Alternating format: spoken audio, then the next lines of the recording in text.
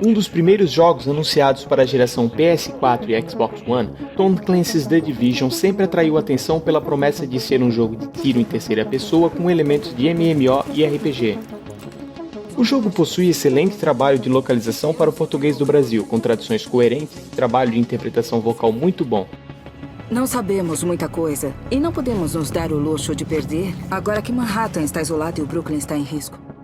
The Division tem como cenário uma Nova York arrasada por uma pandemia de varíola, e se passa num futuro próximo, no período de festas de fim de ano.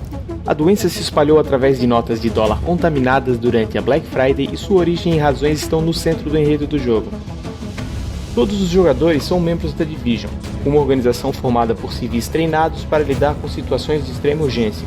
Não há grandes informações de quem comanda a Division e a convocação se dá por um dispositivo eletrônico dos agentes chamado Hive. A única opção de customização inicial é a aparência de seu personagem. Não há customização de atributos e habilidades como acontece em grande parte dos jogos do gênero. Comparado a outros jogos, como os das séries Dark Souls e Fallout, há poucas opções de customização de aparência, mas durante o jogo esse visual é encoberto pela boa quantidade de vestuário que se encontra. Seu personagem faz parte da segunda onda de agentes convocados para atuar em Nova York e suas missões são reestabelecer a ordem na cidade, descobrir quem espalhou o vírus e qual a sua motivação e investigar o que aconteceu com a primeira onda de agentes da Division. Na sua essência, o controle do jogo funciona como tiro em terceira pessoa, com mecânicas de cover similar ao que foi popularizado por Gears of War, mas as comparações param por aí. The Division se assemelha muito mais a um RPG com elementos de jogos de tiro do que o contrário. Estatísticas como dano por segundo e armaduras são indispensáveis. Os inimigos resistem a uma chuva de balas e inibem grandes manobras de ataques pelos flancos ou por trás. Isso não significa que o jogador não precise ter o mínimo de perícia na mira, mas também não irá salvá-lo de uma onda de inimigos de 2 ou 3 níveis maiores que o do personagem.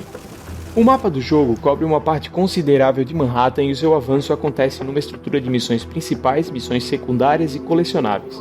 As missões principais possuem maior profundidade, maiores recompensas e dão grandes informações sobre o enredo do jogo, enquanto as secundárias são repetitivas e servem somente para algumas pequenas recompensas.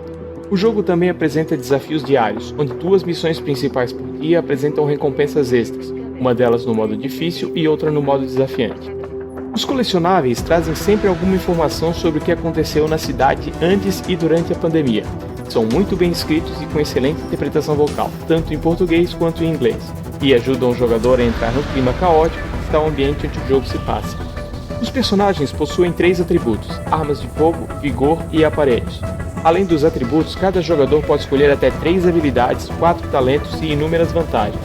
Todos eles liberados conforme se conclui as missões de jogo, separadas nas categorias médica, tecnologia e segurança. Estas escolhas irão definir as especialidades do personagem. Apesar de ser permitida a alteração de todos esses fatores a qualquer momento do jogo, adquirir equipamentos que potencialize certas estratégias exige tempo e dedicação dos jogadores. Os equipamentos possuem papel importante no jogo, por permitir que os jogadores, após completadas todas as missões, tenham disponíveis todas as habilidades. O que diferencia cada um são os equipamentos e suas possíveis combinações. Cada um possui uma cor que define sua raridade e o level do personagem define quais podem ser equipados. Os equipamentos mais raros possuem talentos, e são ativados ao cumprir pré-requisitos de atributos. Esses requisitos incentivam o pensamento estratégico na escolha dos equipamentos, para que o jogador defina investir em certo atributo para liberar algum talento. Em grupos de até 4 pessoas, grande parte da diversão em The Division está no modo cooperativo. Todo o jogo pode ser aproveitado desse modo, e as missões no difícil ou desafiante são impossíveis de outra forma. A estrutura para encontrar outros jogadores funciona de forma simples e intuitiva, então mesmo que você não tenha 3 amigos com quem jogar, é fácil encontrar outros jogadores com o mesmo objetivo e a comunicação funciona bem. Cuidado, entrando na zona cega. Uma das ideias mais originais no jogo está na zona cega. Nesta terra sem leis, o enfrentamento entre jogadores não só é permitido, como é, até certo ponto, incentivado. Esse é o modo de jogo que se caracteriza como um quase MMO, onde os jogadores de grupos diferentes se encontram. Quase porque não são todos os jogadores conectados que se encontram, mas grupos de 24 jogadores, variados de acordo com o level do personagem e dos equipamentos. A zona cega funciona da seguinte maneira: nesta área existem tanto os inimigos comuns do jogo quanto outros jogadores. Todo equipamento conseguido na zona cega está contaminado e não pode ser usado. Para que esses equipamentos possam ser aproveitados, eles devem ser extraídos em outras áreas específicas do mapa, e cada jogador pode carregar somente 9 itens. As áreas de extração devem ser ativadas por um jogador, que dispara um sinalizador para o alto para chamar o helicóptero que fará o recolhimento dos itens de qualquer jogador. O problema é que até o helicóptero chegar à área de extração levam 90 segundos, e todos os outros jogadores que estiverem na mesma zona cega recebem um aviso de que a extração foi requisitada, o local e o tempo que levará até o helicóptero chegar. Como se trata de uma zona onde é liberado o combate entre jogadores, cria-se um cenário tenso.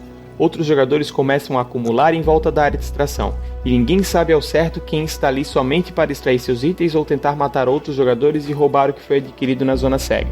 Itens não contaminados que já estavam com os jogadores não são perdidos. Para colaborar com a atenção, quando o helicóptero chega para fazer recolhimento, ele lança uma corda que fica por um breve período no centro da extração, ou seja, para que você possa extrair os itens que conseguiu naquela área. O jogador deve ir com alguma pressa até a corda, na posição mais vulnerável e normalmente cercado de outros jogadores. Aqueles que atiram em outros jogadores ficam marcados como traidores. Estes ficam com o símbolo de uma caveira evidente na tela e no radar, e podem ser alvejados por quaisquer outros jogadores sem penalidades. Estas marcações somem depois de algum tempo, dependendo da quantidade de agentes mortos ou feridos ou após ser morto.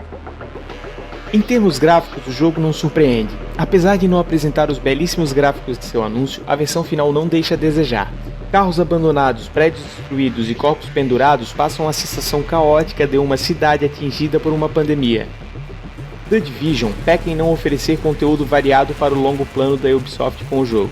Aos mais interessados por jogos de tiro, a profundidade de estatística e a grande quantidade de tiros necessários para matar alguns inimigos pode acabar sendo um grande problema. Porém, o clima criado pelo cenário e enredo do jogo, a originalidade de mistura de gêneros, a diversão cooperativa e a experiência da zona cega vão agradar a grande maioria dos jogadores.